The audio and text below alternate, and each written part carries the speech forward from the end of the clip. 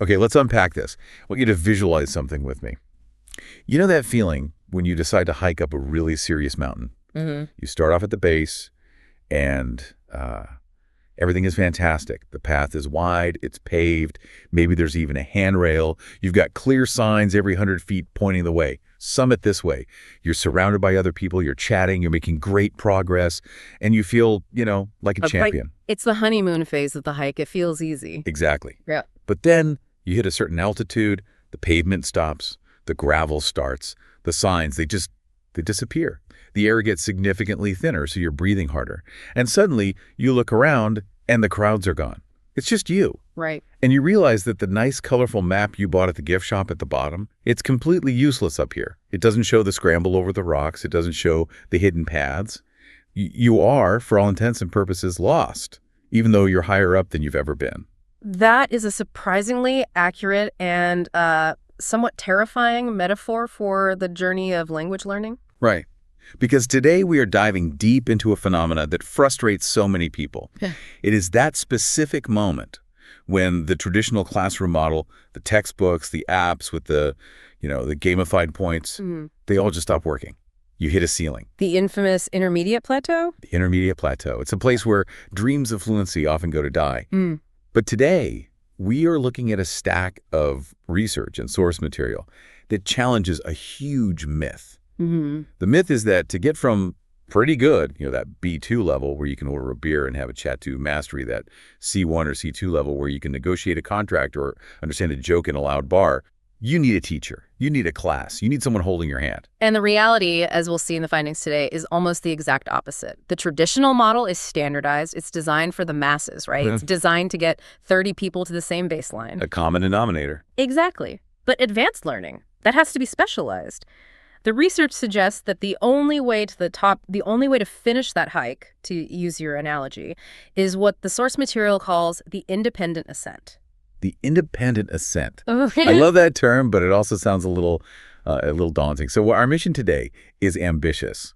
We are going to lay out a blueprint for self-directed success. We're moving away from just learning a language and talking about building a dynamic, personalized learning ecosystem, which sounds very fancy and maybe a little corporate. It does sound fancy, but the philosophy behind it is incredibly grounding. It's not about isolation. I think that's the first thing we need to clear up immediately. No, that's important. Going independent doesn't mean you're a hermit in a cave with a dictionary and a candle. It's about empowerment. It's about leveraging psychology and technology to design a path that a traditional school simply cannot offer you because they don't know you. They know the average student. They don't know your specific goals. So if you're listening and you feel stuck, or if you're just insanely curious about how people actually master complex skills on their own without a syllabus, stick around.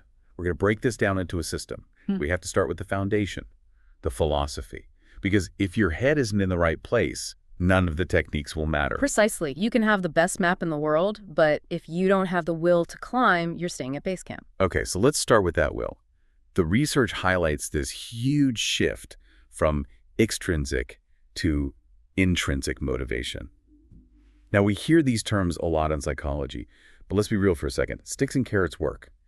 If my boss tells me, hey, if you don't learn English to a professional level, you're not getting that promotion, or worse, you're getting fired, I am going to learn English.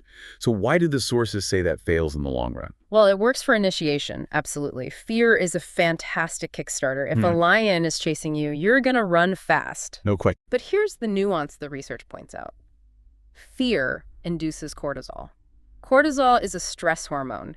It's great for survival, for short-term bursts, but it is terrible for neuroplasticity. It's terrible for creating new, complex connections in the brain. So it actually shuts down the creative part of the brain that you need for advanced learning. Exactly. When you're learning a language to a C1 level, you need to play. You need to be creative. You need to take risks with sentence structure. You need to be willing to sound a little foolish while you figure out a subtle nuance. If your primary driver is don't get fired, you play it safe. You use the simplest words. You use the sentence structures you already know. You don't grow. You don't grow. You just survive. That's why extrinsic motivation hits a ceiling. It's biological, not just some fuzzy mindset thing. That makes a lot of sense. So the shift the source material talks about is moving toward intrinsic passion. But is that just liking English? Because I like ice cream, but I'm not an expert on dairy production. There has to be more to it than just enjoyment. It's much deeper than just liking. It's about connecting with specific content that you find inherently valuable. It's the difference between studying English because you have to, and, say, reading a biography of a historical figure you've always admired in English because that's the only way to get the full original story. Ah, so the language becomes a tool. It becomes a vehicle, not the obstacle. You forget you're studying. You're just consuming something you care about. You aren't performing a task for someone else. You are selecting material relevant to you. And that's where autonomy comes in. The sources make a big deal about the psychological impact of owning your path. It's not just a nice to have. Because when you own the path, your retention improves dramatically. It's simple neurology. If I force you to memorize a list of random car parts, carburetor, piston, spark plug, you'll likely forget them by tomorrow. For sure. Because they have no emotional hook for you. But if you are restoring a vintage 1960s Mustang in your garage, and you need to order those parts from a manual written in English to get that beautiful engine running... I'm going to remember those words forever. I'll dream about them. Forever, because they solved a real personal problem for you. That is autonomy in action. You chose the car, you chose the project, so the vocabulary sticks without you even trying to memorize it. Okay, so we have the why. We need that intrinsic drive. Now let's talk about the what, the destination. The sources have a bit of a hot take here. They say that the word fluency is a useless word. It is. It's a ghost. You can't catch it because it's not real. A ghost. That's pretty harsh. I mean, everyone wants to be fluent is the whole point, isn't it? But what does it mean? Ask 10 people and you'll get 10 different answers. It means nothing and everything at the same time.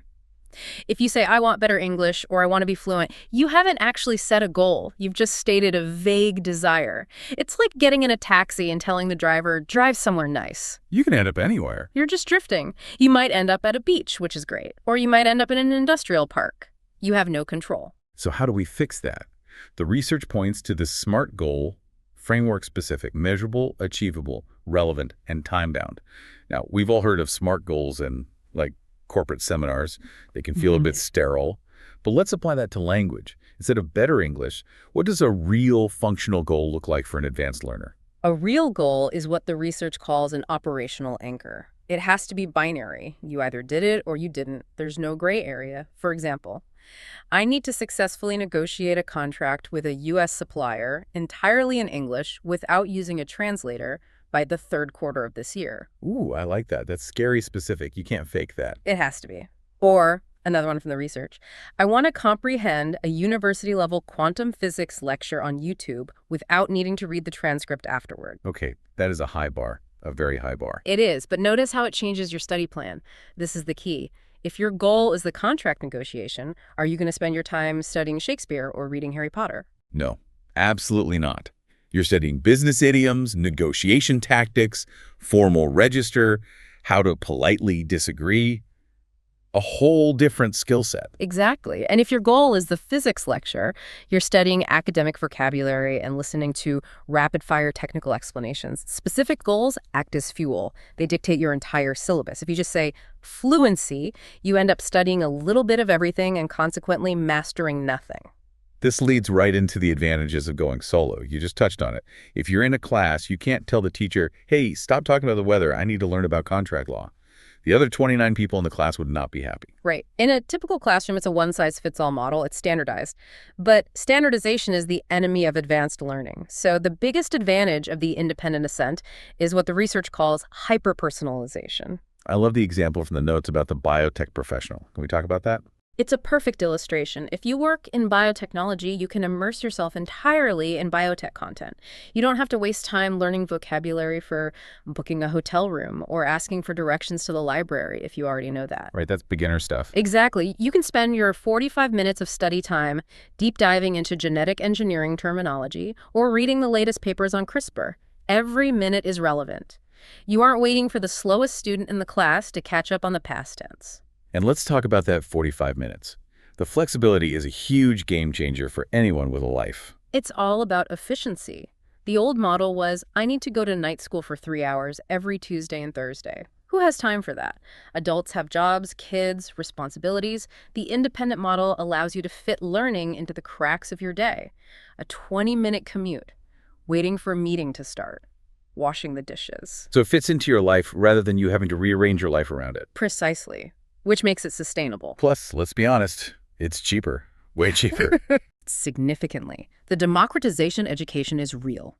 Mastery used to be gated by massive tuition fees. You had to go to a specialized institute, maybe even move to another country. Now, you can access world-class lectures, powerful AI tools, and vast digital libraries for free or for the price of a subscription. The barrier isn't money anymore, it's discipline. Which brings up a hidden benefit the sources mention. It's not just about English, it's about these soft skills or meta skills you build along the way. This is often overlooked, but it's huge. When you teach yourself a language to a high level, you aren't just learning English, you are learning how to learn. You're building incredible self-discipline, time management, resilience, and problem-solving skills. You become a better learner in every single aspect of your life. So if you can conquer this mountain alone... You can conquer almost anything. It's a profound confidence builder. But, and there is always a but, it's not all sunshine and rainbows. There are very real hazards to this approach. If it were easy, everyone would be walking around with C2 certification and discussing philosophy in 3 languages. True. Independence is a double-edged sword. You have total freedom, which also means you have the total freedom to fail spectacularly. Let's talk about the first hurdle, accountability. Because let's be honest, and I'll speak for myself here, if there's no teacher to collect my homework and no Mrs. Higgins looking at me with disappointment over her glasses, I'm probably not going to do it. I'll watch Netflix instead. That is the default human setting. We seek comfort. We follow the path of least resistance. The solution the research proposes is to become a data-driven taskmaster. That sounds intense. Data-driven taskmaster. Is that a job title now? It's a mindset. You have to realize that you can't rely on willpower. Willpower is a battery. It runs out by 2:00 p.m. every day. You need systems. You need metrics. You need to treat your learning like a business. A business doesn't run on vibes or feeling motivated. It runs on data. So what are we tracking? What does that look like? It's simple. You track inputs, hours of podcasts listened to, pages read, new vocabulary cards created, and you track outputs, minutes spoken, pages written. You look at the data at the end of the week in a simple spreadsheet. I only did 2 hours of listening this week. My goal was 5. Why? What happened on Wednesday? You stop making excuses and start analyzing the cold, hard numbers. And the sources also suggest a reward system, too. So it's not just punishing yourself with data. Oh, absolutely. Positive reinforcement, it's basic psychology. Tie the completion of a difficult task like finally mastering the subjunctive mood, which is a nightmare for many people, to a tangible reward. A movie, a favorite snack, a walk in the park. Something small. It creates a dopamine loop that keeps you coming back for more of that hard work. Okay, so you become your own teacher. Hurdle number 2, isolation. We said earlier that going solo doesn't mean being a hermit, but it certainly can feel that way. You're sitting in your room talking to yourself. It can get weird. It can feel lonely, for sure. But the source material draws a great distinction. Learning alone is a logistical description, not an emotional sentence. The fix is to consciously leverage connectivity. So use the internet. But strategically. You use online forums like Reddit to discuss nuanced grammar points with other learners. You use apps to find conversation partners in different time zones. You turn your solitary preparation into globally connected practice. You aren't alone, you're just independently managed. Hurdle number 3 is one I suffer from constantly in all areas of my life. Information overload. Or, as the research calls it, paralysis by analysis. Oh, this is the modern curse, isn't it? There are thousands of apps, thousands of YouTube channels, a million Instagram teachers giving you 30-second tips that are usually wrong. You can spend 6 months researching the perfect method and never actually learn a single word. Guilty. I will spend 3 hours looking for the best notebook and then 0 minutes actually writing in it. We've all been there. The source material offers a great rule here, the curated toolkit. Limit yourself to 3 to 5 high-value resources. That's it. No more. Maybe 1 spaced repetition system, SRS app, 1 reading platform, 1 grammar tool. And then there's the 2-week test. I like the sound of this. This is the filter. If you're tempted to try a new resource, fine, but give it exactly 2 weeks. Ruthlessly test it for utility. If it doesn't show you measurable value, if it doesn't actually help you understand or speak better in that time, ditch it. Mercilessly. No emotional attachment to the app. None. Don't keep using it just because the interface is pretty or because some influencer told you to. If it doesn't work for you, it's out. Love that. Ruthless curation. Mm, Now, the fourth hurdle is a scary one. It's called fossilization, uncorrected mistakes becoming permanent. This is the single biggest danger of not having a teacher.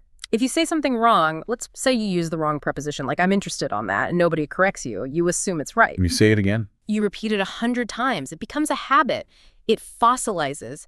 It hardens into rock in your brain. And breaking a fossilized habit is 10 times harder than learning it right the first time. Exactly. The solution here is what the research calls strategic investment. You don't need a full-time teacher watching your every move, but you should use tutors like consultants. So you're not going to a class, you're hiring a specialist for a specific task. Yes. You track your own errors in your writing or by recording yourself. Then you pay a tutor for a 30-minute session to review that specific work and spot your recurring error patterns. You aren't paying them to teach you the basics. You're paying them to be a high-level diagnostic tool. You can say, hey, listen to me speak for 10 minutes and tell me what my top 3 pronunciation mistakes are. It's targeted, efficient, and cost-effective. That's a really smart distinction. Okay, so we've got the philosophy, we've dodged the major hazards. Now we need to build the structure. The sources call this the core 4. Listening, speaking, reading, writing, the classic 4 skills. But the insight here isn't just naming them, it's about understanding the holistic system. They are all interconnected. They feed each other. It's not 4 separate pillars, it's one integrated structure. Right. Reading a lot improves your writing vocabulary and sentence structure naturally. Listening a lot improves your pronunciation and rhythm. The danger, and this is what independent learners often do, is gravitating to their strengths. I'm good at reading, and I enjoy it, so I'll just read more because it makes me feel smart and productive. Exactly. It feels like progress, and it is, but it's unbalanced progress. If you ignore speaking because it's hard and uncomfortable and makes you feel vulnerable, your system becomes unbalanced. You end up with a massive passive vocabulary you can't actually use in conversation. So you have to force the balance. You have to intentionally schedule time blocks for your weakest skills. You treat it like a workout. You don't just do bicep curls every day. You have a leg day too, even if you hate it. Let's break down the pillars then. First up, grammar. The skeleton.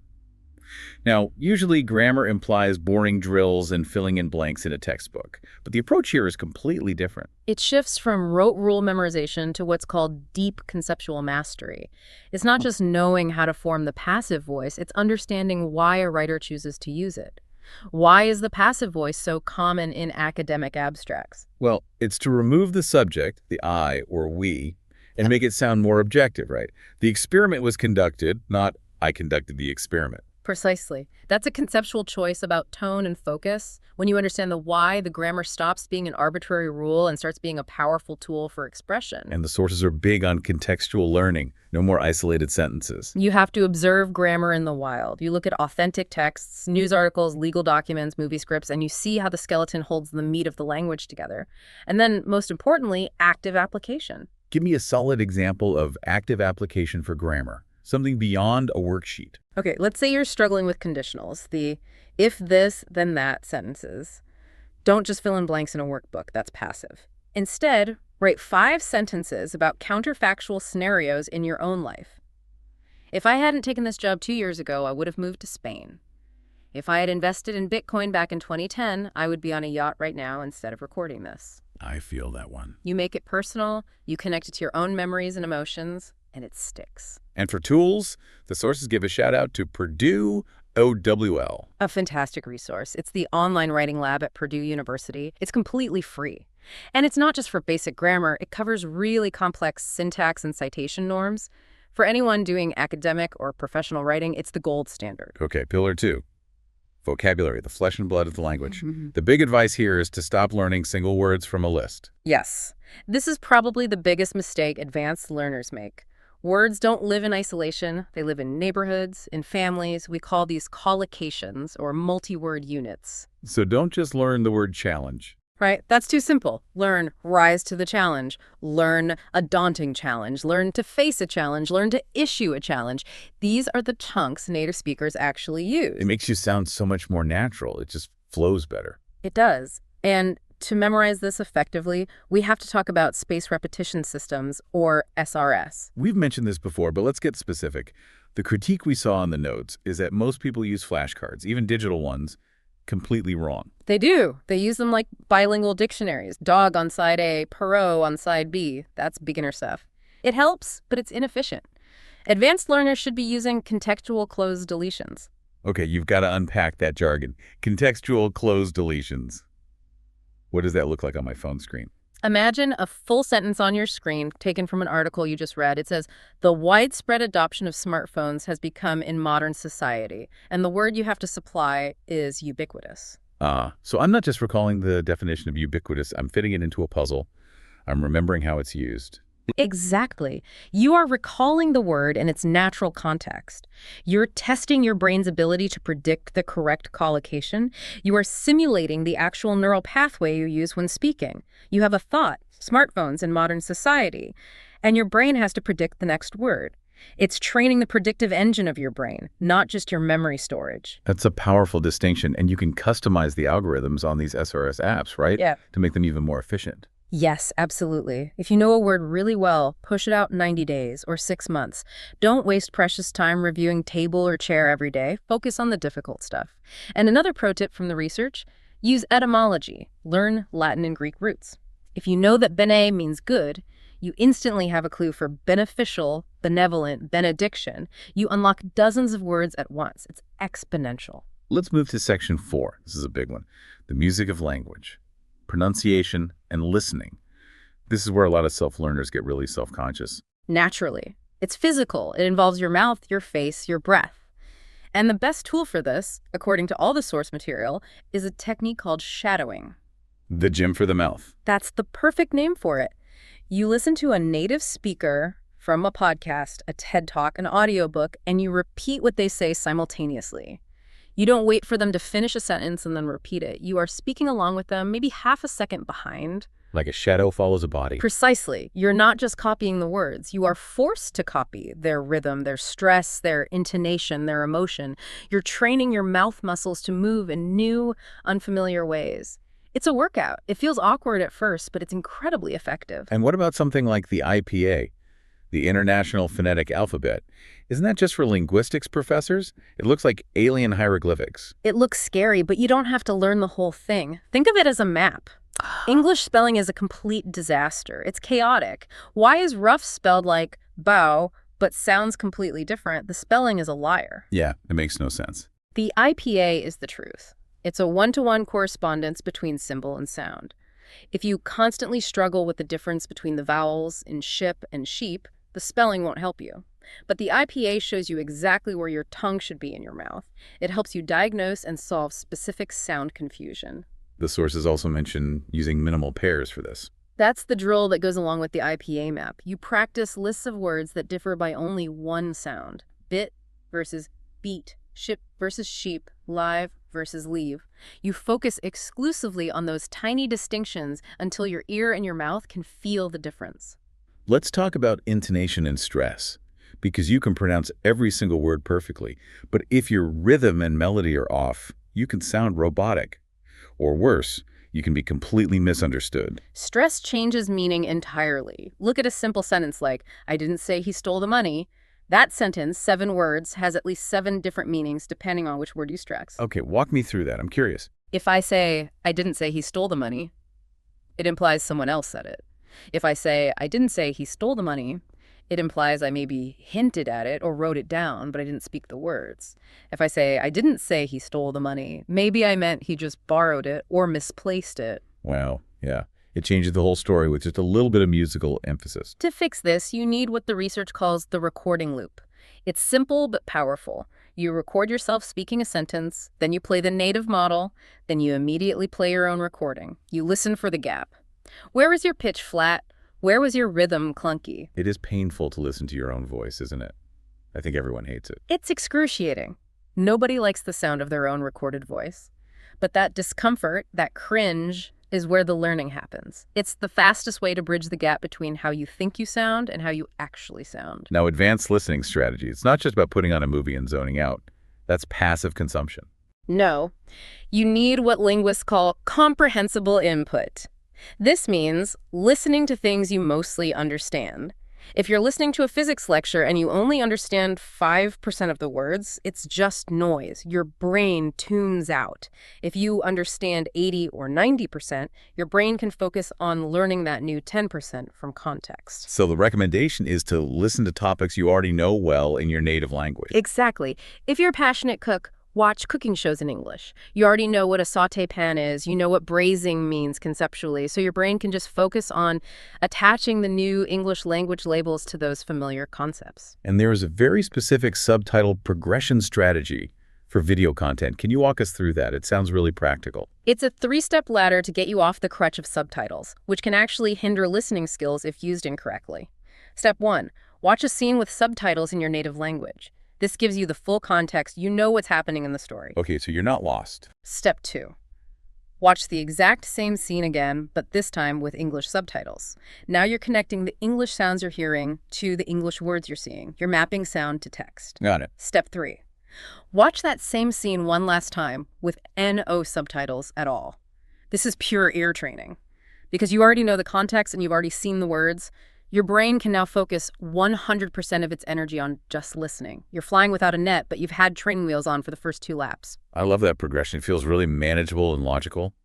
Moving on to section 5, the daily routine and the learning environment. We touched on consistency, but let's get into the neurology behind it, the consistency principle. It comes down to how memory works. Synaptic connections, the wiring in your brain, strengthen through frequency, not intensity. It is vastly, vastly better to do 45 minutes of focused study every single day than to do 8 hours of cramming on a Sunday. The weekend cram session is a classic. It's what we did in school, but it's terrible for long-term retention. Sunday cramming creates stress and cognitive overload. Most of it is forgotten by Tuesday. Daily practice, on the other hand, creates structure and builds robust long-term memory. It's like watering a plant a little bit every day instead of drowning it once a week. And to keep from getting bored during those daily sessions, the research suggests activity cycling. Right. Don't just sit and do grammar drills for 45 minutes straight. You'll burn out. You need to rotate your activities. Maybe do 15 minutes of low-effort input, like watching a sitcom or a YouTube vlog while you eat lunch. Then switch to 15 minutes of high-effort output, like writing a summary of an article. Then finish with 15 minutes of high-efficiency review running through your SRS flashcards. It keeps the brain engaged because the task keeps changing. Exactly. It prevents mental fatigue and makes the whole process feel less like a chore. Now, this concept of creating the English bubble, I think this is absolutely crucial for people who don't live in an English-speaking country. How do you manufacture immersion? You have to be intentional about it. Passive integration is the easy first step. Just have English on in the background. News, radio, podcasts, music while you do the dishes or clean the house. Soaking it in through osmosis. To a degree, but active integration is where the real magic happens. This is where you change your digital environments, change your phone's operating system language to English, change your computer's language, change your social media settings, force yourself to navigate your digital life in English. And the internal monologue. This one sounds a little strange, but I've heard it works. It's a weird one, but it's incredibly effective. You start narrating your life to yourself inside your head in English. As you walk around your house, you think, okay, I am walking to the kitchen. Now I am opening the refrigerator. I am looking for the milk. I am talking into a microphone right now. Exactly. It sounds silly, but it forces your brain to switch gears from your native language to English for even the most mundane, everyday thoughts. It drastically reduces the friction of thinking in English. Let's look at section 6, advanced reading and writing. We're moving way past the cat sat on the mat. Way past. Extensive reading at this level means transitioning from graded readers to authentic native content, industry blogs, literary criticism, challenging novels, nonfiction. The primary goal here at first is just flow and enjoyment. Do not stop for every single word you don't know. That's a hard habit to break, the urge to look everything up. It is, but if you stop every 3 seconds to check a dictionary, you kill the joy, you kill the flow, and you lose the plot of what you're reading. Try to guess from context. Tolerate ambiguity. But when you do want to study a text deeply, you use active reading techniques. Yes. This is when you go slow. You highlight not just words, but collocations, those word chunks we talked about. And my favorite technique from the research is summarization. Read a section or a chapter, close the book, and try to summarize the main arguments out loud or in writing in your own English words. It forces you to synthesize the information, not just passively recognize it. And prediction is another one. Also great for critical thinking. As you're reading a nonfiction book, pause and try to guess what the author is going to argue next. It engages your analytical skills. You aren't just a bucket collecting words, you're having a conversation with the text. For writing, the sources say to move beyond Dear Diary. Dear Diary is fine for the B1 level. Today I went to the store. I bought milk. That's easy. For C1, C2, you need targeted drafting. You need to practice the kind of writing you actually want to do in real life. So write a professional email responding to a client crisis. Or write a nuanced political post for social media. Or read a summary of a complex technical article from your field that has to be challenging and relevant. And then get a style critique, not just a grammar check. This is key. Use services or even AI, which we'll get to in a moment, to check for tone, register, and flow. The question isn't just, is this grammar correct, but does this sound professional? Is this email too aggressive? Is it too passive? Does it sound natural? Speaking of AI, Section 7, Leveraging Technology and AI. This is the brave new world of language learning. It really is. The toolkit has changed dramatically in just the last couple of years. We still need dictionaries, but the research points to using learners' dictionaries like Merriam-Webster or Oxford. They're superior because they don't just give you a one-word definition, they give you example sentences and common collocations. But AI is the real game changer. Why is it such a big deal for language learners specifically? Because it provides infinite, patient, non-judgmental practice. A human tutor gets tired. A human tutor costs money per hour. A human tutor might subconsciously judge you for making the same mistake again. Or you might feel judged, which causes anxiety. But an AI doesn't care. An AI will role play with you for 4 hours at 3 a.m. and never complain. It will correct your essay for the 17th time with perfect patience. But you have to know how to talk to it. The research talks about advanced prompting strategies. You can't just type, "chat with me in English." No, that's way too vague. You'll get a boring, generic conversation. You have to be the director of the scene. You have to give it a role and a task. For example, you say, act as a C1 level English tutor. I am going to send you an email draft. I want you to critique it for tone and register and suggest 3 more natural sounding collocations I could use. Or something like generate a debate on economic policy between a Keynesian and a Hayekian economist, and make sure you use a lot of idiomatic language. Exactly. You set the scene. You can say, role play a job interview with me. You are the grumpy, skeptical hiring manager for a top tech company. Ask me tough behavioral questions. The possibilities are endless. And speech to text is a diagnostic tool. This is a hack I actually tried, and it's humbling. It's a brilliant hack. Open up any AI tool with a dictation feature. Don't type. Speak to it. If it consistently mishears you, if you say sheet and it types shirt or something else, you know you have a pronunciation problem with that specific sound. It's an immediate, unbiased feedback loop. The AI doesn't care about your feelings. It just transcribes what it thinks it heard. And the reverse of that is text-to-speech. Yes. Write a complex sentence you're not sure how to say. Have the AI read it back to you in a natural-sounding voice. Listen to the intonation, the stress, the rhythm. Then you can shadow it. It's a perfect model on demand any time of day. Section 8 is about what's happening inside your head. The psychology of mastery. We touched on this with motivation, but let's dig deeper into resilience, because this is where a lot of people quit. Absolutely. The most important psychological shift you have to make is to reframe failure. In school, mistakes are bad. You get a red X, they lower your grade. In self-directed learning, mistakes are diagnostic data. I love that phrase, diagnostic data. It takes all the emotion out of it. It does. A mistake tells you exactly what you don't know yet. It's a roadmap for your next study session. Oh, I just messed up the third conditional tense in that conversation. Great. Now I know what to focus on tomorrow for 15 minutes. You shouldn't feel bad or ashamed. You should feel informed. And this ties into the output hypothesis. Merrill Swain's theory. It's a cornerstone of modern language acquisition theory. Basically, input, reading and listening is essential, but it isn't enough. You can understand a lot of English without being able to produce it yourself. Right, the classic passive knowledge. Output, speaking and writing, forces you to notice the gaps in your knowledge. It's only when you try to say something and you get stuck that your brain realizes, oh, I don't have the word or the grammar structure for this. Yeah. That moment of struggle is where deep learning happens. You're forced to look it up, and because you needed it, you remember it. Resilience is so key here because of the S-curve of learning. Can you explain that? The S-curve explains the feeling of progress. At the beginning, the bottom of the S, progress is slow and hard. Then you hit the middle of the S, the steep part, and progress feels fast. You're learning new things every day, it's exciting. But at the top of the S, you plateau. The intermediate plateau again. Exactly. You're putting in the same hours, but you don't feel any better. You've been at a solid B2 level for what feels like 2 years. This is where the emotional burnout sets in, and most people give up. So what do? Do you just push through, grind it out? No, pushing through leads to quitting. The research says that to break a plateau, you have to change the input dramatically, shock the system.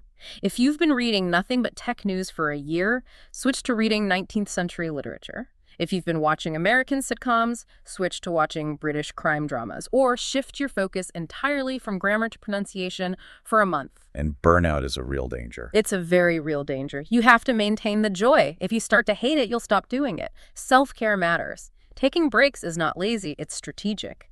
And community helps here, specifically the act of teaching others. Teaching, when you're still learning. The best way to learn something is to teach it. Find another learner who is just a little behind you and try to explain a complex grammar rule to them. The act of formulating that explanation clarifies it in your own mind like nothing else. We're in the home stretch now. Section 9, advanced nuance and maintenance. This is the final 5%.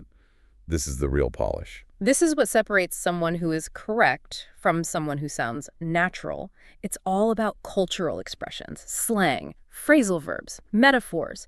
If an American colleague says, that presentation really knocked it out of the park, and you look confused because you don't know the first thing about baseball, you understand the words, but you miss the emotional impact and the cultural reference. And register and tone, which we touched on. Knowing when to be formal versus informal is a huge marker of mastery.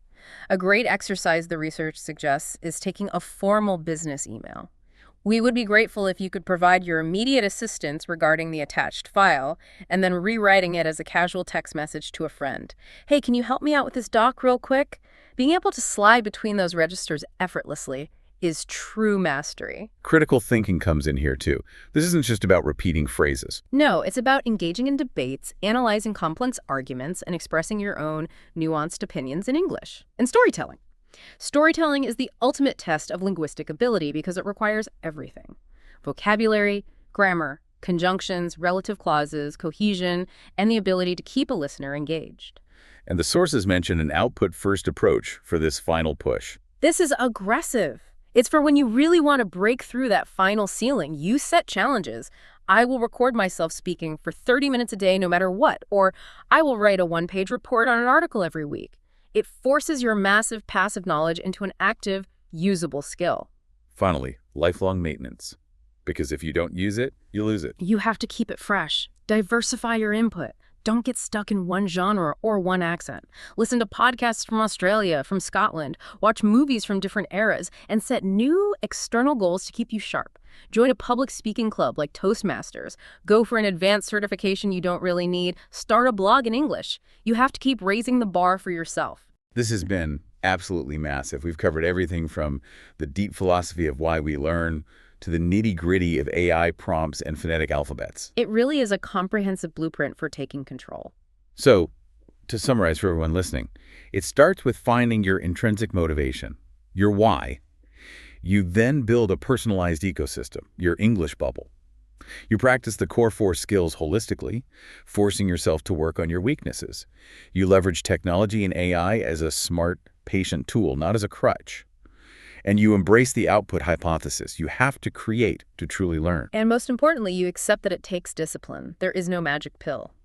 But the independent path is the most effective path to true high-level proficiency because it is your path, designed by you, for you. Okay, here's where it gets really interesting. We want to leave you with a provocative thought, a challenge, something to do right now. Don't just listen to this deep dive and nod your head and think that was interesting. Take action today, in the next 5 minutes. Right now. Don't wait. Use a generative AI tool immediately. Open it up on your phone or computer. Ask it to critique the tone of the last important email you sent yesterday. Or, even better, ask it to role-play a difficult conversation you're afraid of having in English. See what happens. The point is to take that first step.